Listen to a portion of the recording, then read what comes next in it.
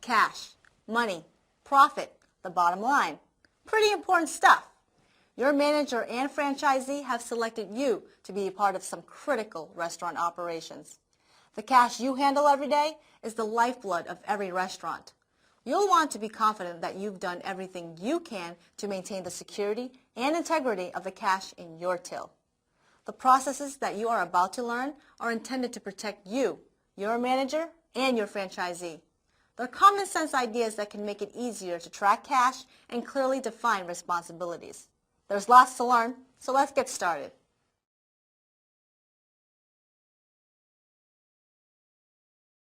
When you begin your shift as cashier, you will be assigned a cash till.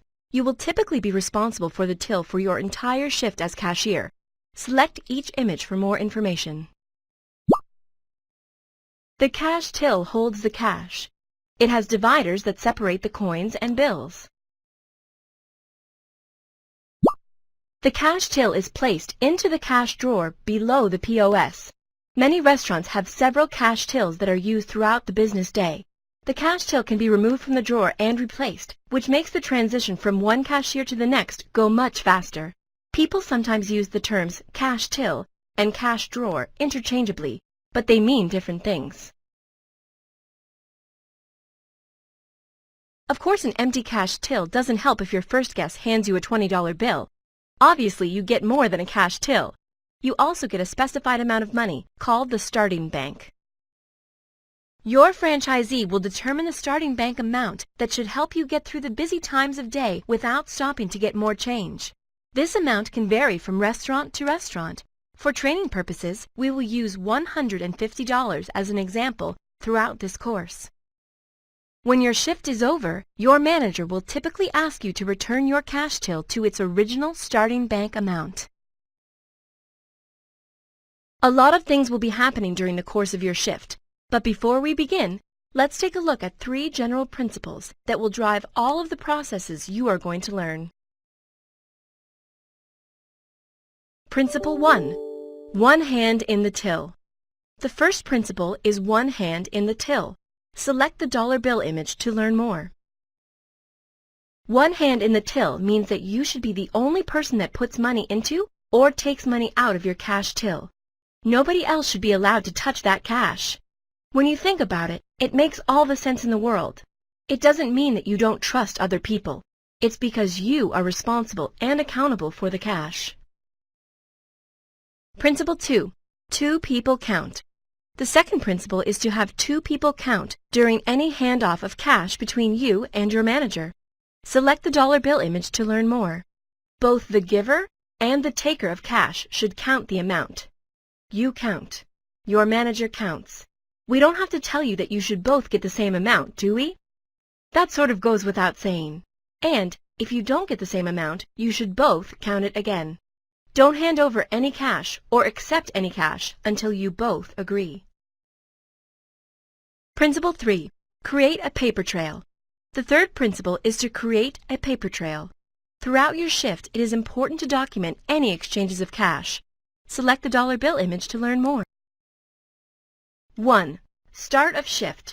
You and your manager sign a piece of paper showing that you agree on the amount of money in your starting bank when it is first handed to you. 2. When money leaves your drawer. For example, if you give money to your manager to purchase change, keep a paper receipt signed by both parties. Think of it as sort of like an IOU. I owe you. Or in this case, I owe the till. 3. When money is added to your drawer. For example, if your manager has received a deposit for a large order and wants to put that money into your cash till, both people sign to show that they agree on the amount that has been added. 4. End of shift. You and your manager agree that you have restored the starting bank to its correct amount for the next cashier before you hand over responsibility to your manager. As you go through the course, you'll see these principles in action again and again. Counting cash manually is a skill every cashier needs. Here are some tips for counting cash quickly and accurately by hand. First, make room. Keep the counting area clear of clutter so that money isn't misplaced. A calculator with a tape can be a great help when you count cash. For example, if you count the same way every time, the entry on your calculator tape will follow your steps: pennies, nickels, then dimes. If you don't have a calculator with a tape, you can keep a handwritten count as you go. An efficient way to count coins is to place them flat on the table and drag them 2 or 3 at a time over the edge into your open hand. If you are counting a lot of $1 bills, count 25 and put the stack on the table. Put the second stack of 25 crosswise on top of the first stack. That way, if you lose count, you can count the number of stacks and get back on track. After counting all bills, these individual stacks can be placed into bill bands.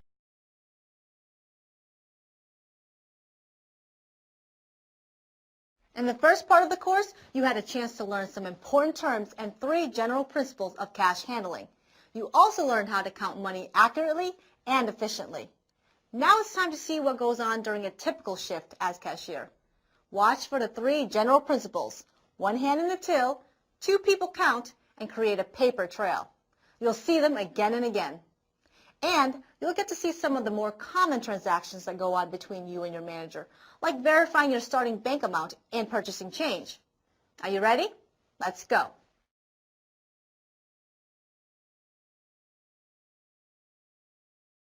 Let's think about some of the things that your manager may have you do during the course of a typical shift. At the start of your shift, you typically clock in, verify the starting bank, sign in as cashier on the POS. During your shift, you typically would manage the money in the cash till, collect payments and make change for guests, take breaks as appropriate, give cash to your manager for a cash pickup or to purchase change. You might be asked to provide cash, called paid out, accept cash, called paid in. At the end of your shift, you typically sign out on the POS, replenish the starting bank, count the cash till and verify the final pickup, settle the shift with your manager, clock out. We will be looking at each of these tasks individually and identifying how to follow the 3 general principles of cash handling. Here are some cash handling recommendations for when your guests pay with cash.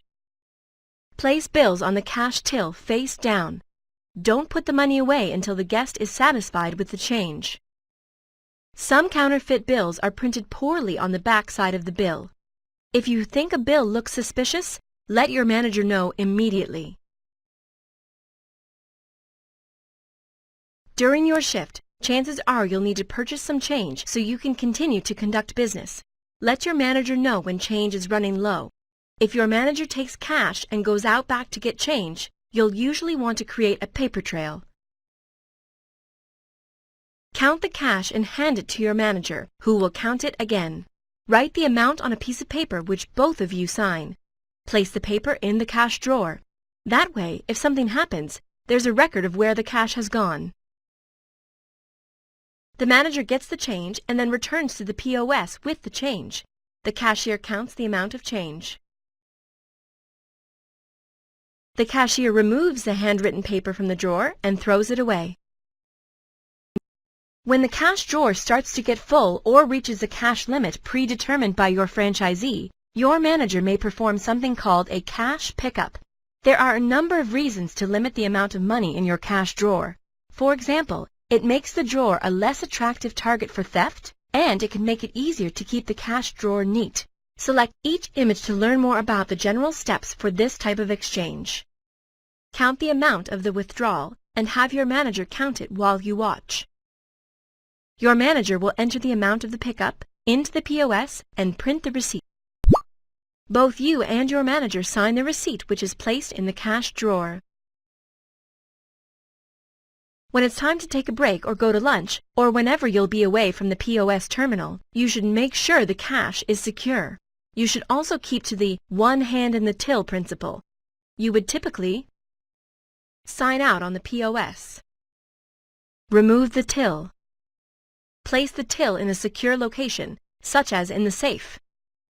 Clock out for breaks as you typically do in your restaurant. Here's where you can write the bills and coins in the deposit. You can indicate the number of non-cash content of your deposit, such as coupons, credit card slips, and so forth, here. Your signature and your manager's signature can go here when your shift is settled.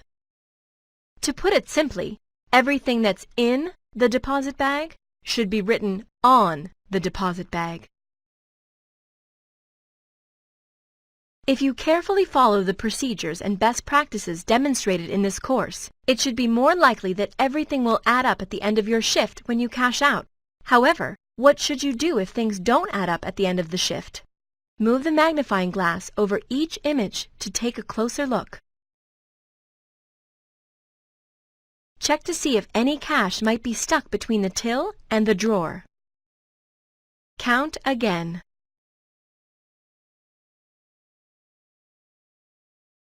Document the differences. Understand that there are consequences. Each franchisee will have their own policies about how to handle situations when your cash drawer is over or under the amount you should have.